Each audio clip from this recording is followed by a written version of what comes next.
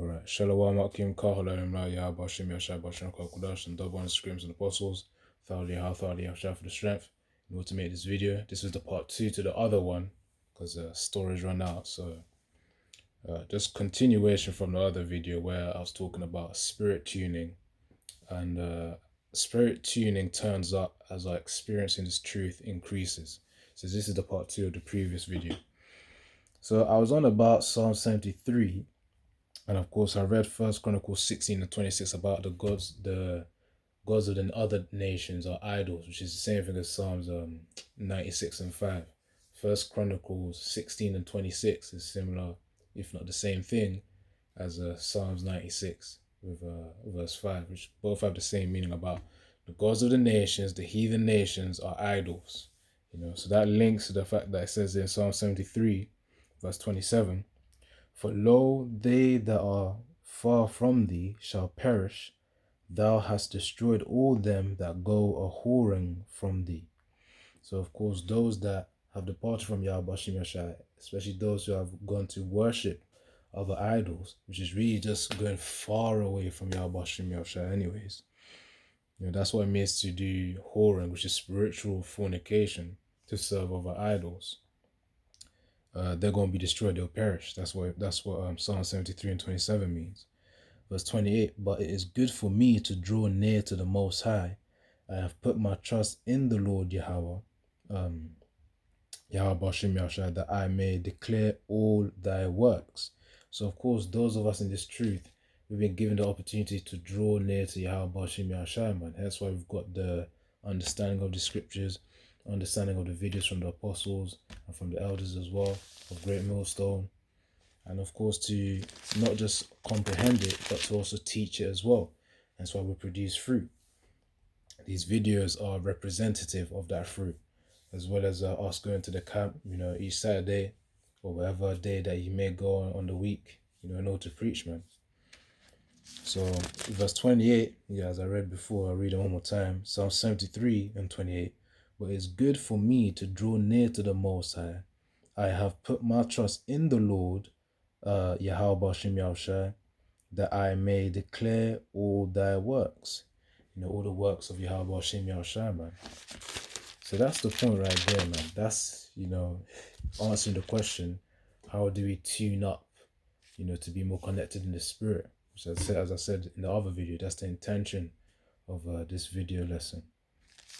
And it says right there, man, to draw near to Yahweh Shem Yashai, which then begs the question, okay, how then do we draw near to Yahweh Shem Yashai? But as I said before, in the previous video, the prayer, studying the scriptures, and of course watching the apostles, of which will be used to help us to understand the scriptures, because they break it down, with 100% truth. And of course, that's what we need, to really understand the scriptures, not the bullshit that we got taught before in the world and other denominations of Christianity. For those of us who when in the world used to go to the Christian church, but then we wake up from that false teaching and then we get the real understanding. So let's see. So that was Psalm 73. Let me get Second Corinthians 6 and 14.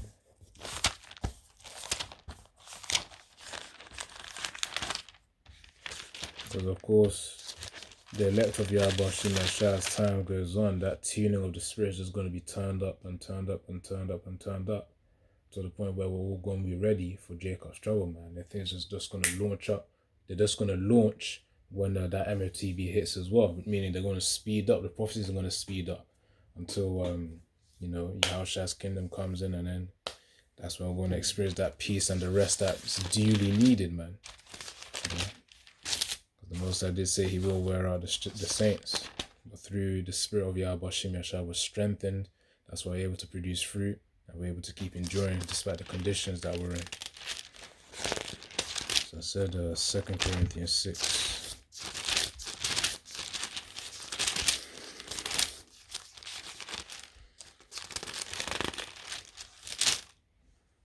So this is 2 Corinthians 6 and verse 14. It says, be ye not unequally yoked together with unbelievers. For what fellowship hath righteousness with unrighteousness? And what communion hath light with darkness? The thing is, as we were in the world, we were really in darkness, not knowing anything. In ignorance, blind. As it says in one of the curses, I think Deuteronomy 28 and 29, about thou shalt grope at the noonday, which is really just about, as a blind man, brush about how, if you turned off the lights in the night, sometimes if you're in a really pitch black place, you actually find it hard to then, navigate yourself in the room or wherever you are. So that's really what it means to grope at the noonday, which means to use your hands to search out for something, like a blind man. That's the same way Israel's in this state right now, where they're just looking for the truth, but it isn't for every Israelite to actually receive, man. As the scriptures say, they have a zeal, but not according to knowledge. Hence why they're in that state of blindness as well, due to their, some of them willing ignorance. At the same time, it's the Most High's will for not all of Israel to receive the truth, man. So that's that point right there, man. And it says, be ye not unequally yoked together with unbelievers, man.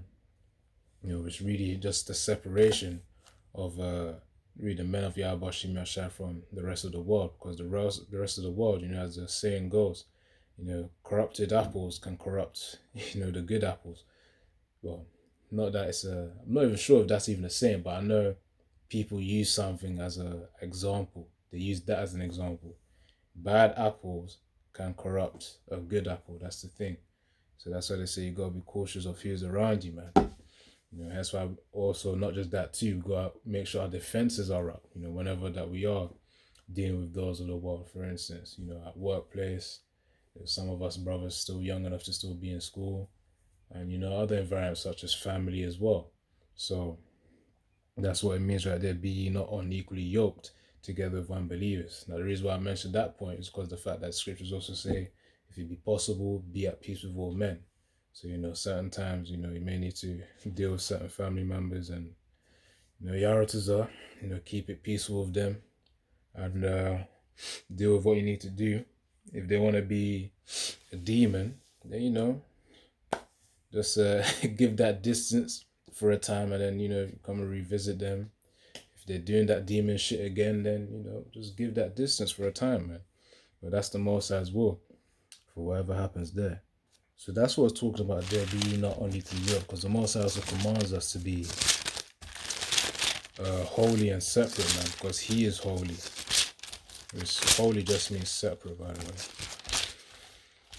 Okay, so let's get 1 Peter.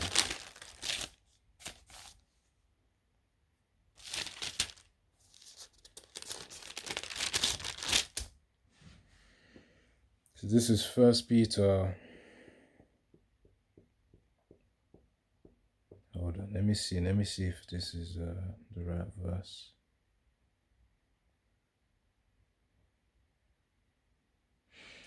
So this is 1 Peter 1 verse 15 to, I'm going to read from verse 14. So 1 Peter 14 verse 14 to about verse 16, verse 17. 1 Peter 1 and 14, as obedient children, not fashioning yourselves according to the former lusts in your ignorance. So the lust is really going into desires of the world, in your ignorance, because that's when we were in darkness. Remember, as I mentioned in 1 Corinthians 6 and 14, because those of the world are in darkness. They don't really have, if they had the light, they would know about Yahweh Shem Yahushai, the creator of the whole universe and really all of creation. And of course, the begotten Son, which is Yahweh Shai, man, the second in command of the whole universe. So it says here, as obedient children, not fashioning yourselves according to the former lusts in your ignorance, but as He which hath called you is holy, and Yahushua did call us into this truth. He did say He'll send the Holy Spirit when He ascended, for us to be able to preach, and that's what He's done. And not just Yahushua, also Yahweh, of course. Him being the Most High, he has that title for a reason. Now it says, so be ye holy in all manner of conversation. So be ye separate in all manner of conversation, which that requires wisdom. And in order for us to attain wisdom, we need to study the scriptures, man, because that will help to order our lives as we live it. So, but it is written, in verse 17, it says, because it is written, be, verse 16, Salakia, which Salakia means like sorry or forgive me in the ancient Hebrew. So 1 Peter 1 and verse 16. Yeah, 1 Peter 1 and 16. Because it is written, be ye holy, for I am holy. And if ye call on the Father, who without respect of persons judgeth, according to every man's work, pass time of your sojourning here in fear. Which really, that just talks about the Most High's cold nature as well, man, or part of his nature being cold, where of course really he cares about the work that he provides for him, and as a servant really has the only purpose for, which is to serve. We're here to serve Yahweh Shai, we're here to serve Yahweh Bashim Yahushai, man, and each man will be judged according to the work that they provided for Yahweh Yahushai.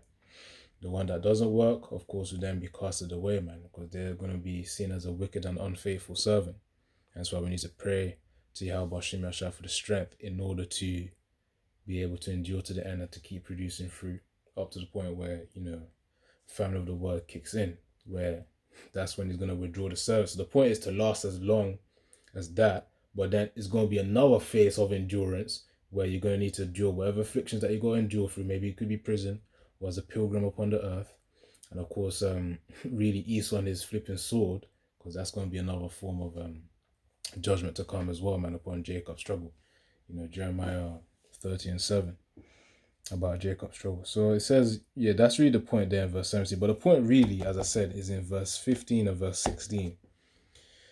As it said in 1 Peter 1 and 15, but as he which hath called you is holy, so be ye holy in all manner of conversation, because it is written, be ye holy, for I am holy. So yeah, the reason why I brought out that precept right there is because of the fact that that links to 2 Corinthians 6 and 14, where it says, basically what relation does righteousness have with unrighteousness? That's the meaning of the scripture right there, man. I'm not really trying to quote it, but that's the meaning of it. What's that?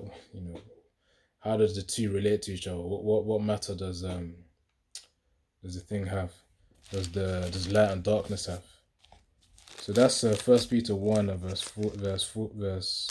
14 to about verse 17, but the key part is in verse 15 and verse 16. So 1 Peter 1, verse 15 and 16 are the key point. Let me get 2 Peter as well. So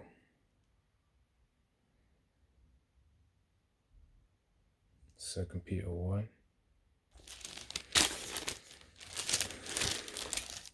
Because, that's how we get, spiritually tuned up, man. Simply by separating ourselves. Be ye holy, for I am holy. And all that holiness as well is built up. That separateness is built up by these traits that are listed here. And I'm about to read them. So it says here in 1 Peter chapter 1 verse 4, whereby are given unto us exceeding great and precious promises, that by these you might be partakers of the divine nature, having escaped the corruption that is in the world through lust. And of course, as we're brought into this truth, we do escape the lust of the world too, because we know that there's greater to come anyways, which is really the kingdom of Yahushua. It says here, and besides, I will know that it's vanity and vexation of spirit, going back to Ecclesiastes 2 verse 11, 2 verse 11 or 2 verse 17, either one of those verses.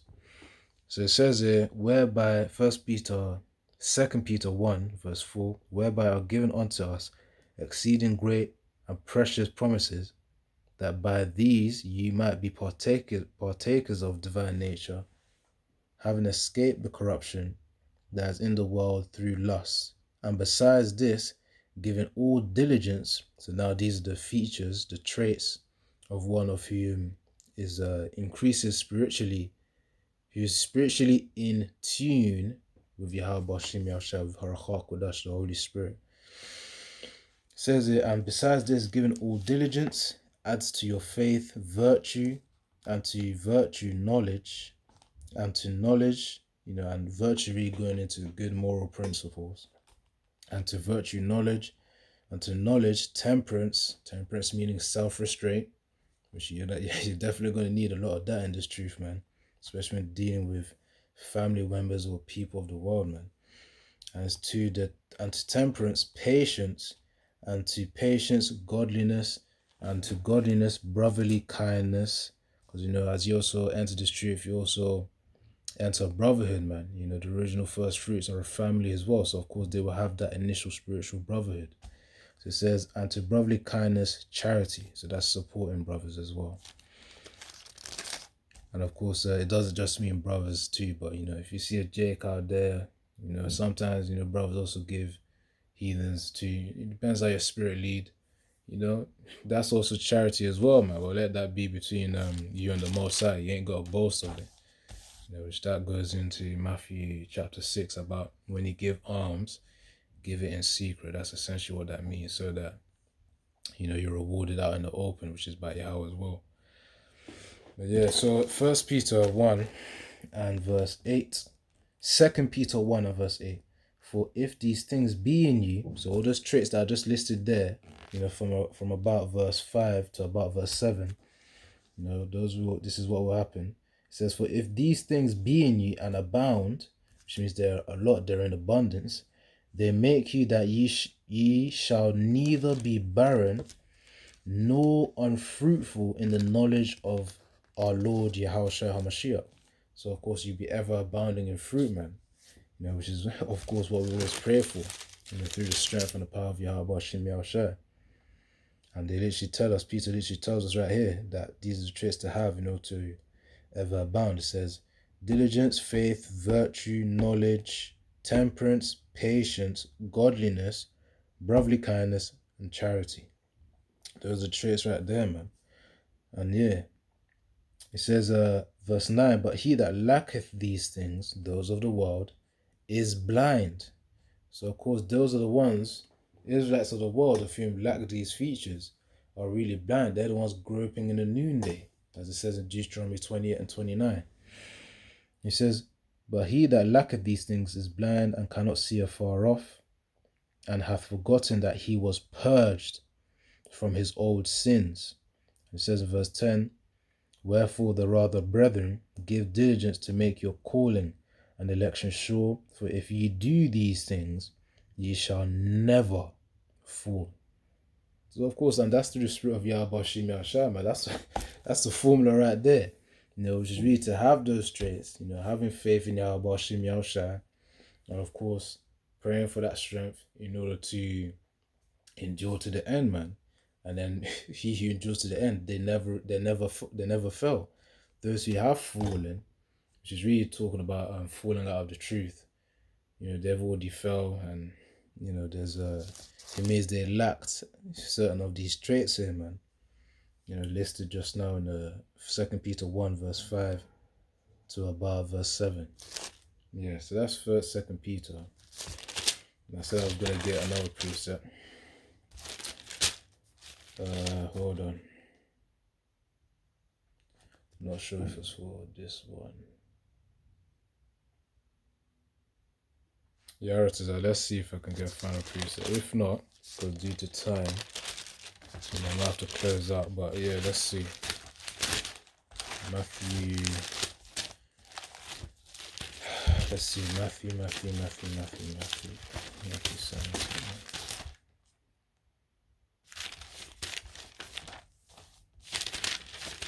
Because again, man, we're talking about spiritual tuning increases as our experience in this truth increases. So the point is, how do we increase the spiritual tuning? Being spiritually in tune with Yahweh Shem Yahshua. Which we've mentioned examples, being separate. Of course, the features mentioned in 2 Peter 1 and verse 5 to verse 7. And we're going to mention, let me see if I got another one here. Of course, worshiping Yahweh Bashim Hashem, being separate from these idols. Let's see. I'm really praying and fasting now, which I'm about to get the point on it. Yara to Zah that I can. So Matthew 17, 15, 16, 17.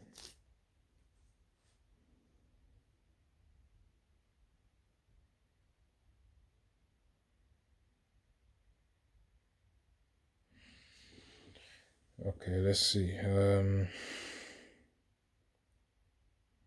Matthew 17 and about verse. See, that's Matthew.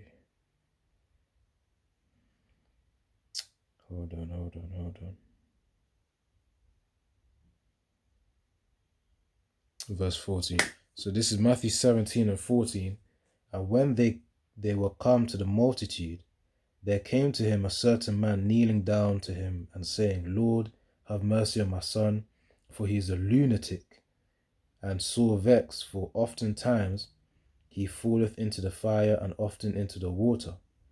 So, he had problems with, from the way it is with reasoning, man.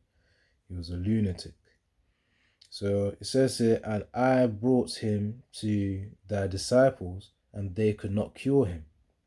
Then Yahushua answered and said, O faithless and perverse generation, how long shall I be with you? How long shall I suffer you? Which means allow you. How long shall I allow you?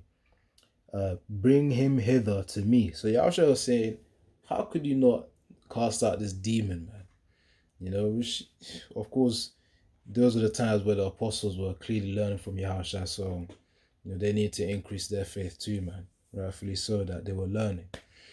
And of course, these things had to happen so that we could learn from them also. So there was a reason why it happened.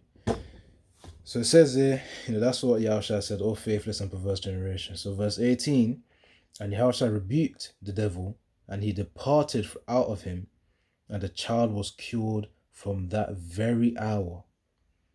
Then came the disciples to Yahushua apart and said, why could not we cast him out? So the disciples were confused, saying, how come you were able to cast him out, but we couldn't? Because the disciples must have been trying hard, saying, how in the world is this demon not going away? Now this was Yahushua's response. Verse 20. And Yahushua said unto them, because of your unbelief. For verily I say unto you, if ye have faith as a grain of a mustard seed, that shows you the value of faith right there. Just a minor amount can have ripples and waves of effect. It says, if ye have faith as a grain of a mustard seed, ye shall say unto this mountain, remove hence to yonder place, and it shall remove, and nothing shall be impossible unto you. Howbeit, this kind goeth not out, but by prayer and fasting. So those are two key weapons right there that Yahushua mentioned, man. Prayer and fasting. And Yahushua did a whole load of that, during his time when he was alive. Prayer and fasting, man. That's why he was really in tune in the spirit. And of course, him being the begotten son, of course, naturally, he's going to be in tune with the spirit as well. But that's what Yahushua said, man. Unbelief was the reason. And of course, in order to strengthen that belief, is by prayer and is by fasting, man. So of course, it shows you faith is required really to believe, to build up that belief, that innate belief. And, and the prayer and the fasting, man. Those are the weapons. Belief, prayer, fasting. Which of course, faith is a part of belief anyways. So, that's really that really answers the question. If we were to just put in one precept for the answer of this video, how do you get more spiritually in tune with Yahweh Shem Yahshua? Because I know I mentioned studying, of course, prayer and fasting as it's mentioned here. But that's the key. Belief, prayer, and fasting. And all those three go hand in hand with each other. They support each other. That's the thing. So, Yara to Zah that you edify, man. But that's what we're supposed to do. Pray for our faith to increase so that our belief, our stern belief, which is what rooted within us, actually grows stronger in Yahweh Shem Yahshua, man. Because a person who has belief, would already know. Like, let's say the apostles, as they were learning under Yahushua, had the belief to cast that they could cast the demon out. Then they would have done it as well, man. But of course, let's say they did that and they did prayer and fasting, then of course it would have been a light work for them. Because Yahushua told them literally, it's because of your unbelief, that's why you weren't able to do it. And of course he says this type of demon goes out by prayer and fasting, man. That's what helps. Literally, sometimes you have certain challenges. You got a demon who's trying to flip and oppress you. Fast for a few days and then see what happens, man. Pray and fast for a few days. It could be your morning prayer, your evening prayer as well. The point that you tell Yahweh Shemi Rashai, which means please, please, please. You're asking Yahweh Shemi Rashai in order to cast out this demon. You got to believe that he can cast out the demon because it's a light work for him. That's the thing. It's a light job for Yahweh Shai to cast out the demon, man. You got to believe him to be doing it. Because first of all, you're making a body a living sacrifice, man. Well, first of all, you're afflicting your soul. That's the right term. You're afflicting your soul via fasting.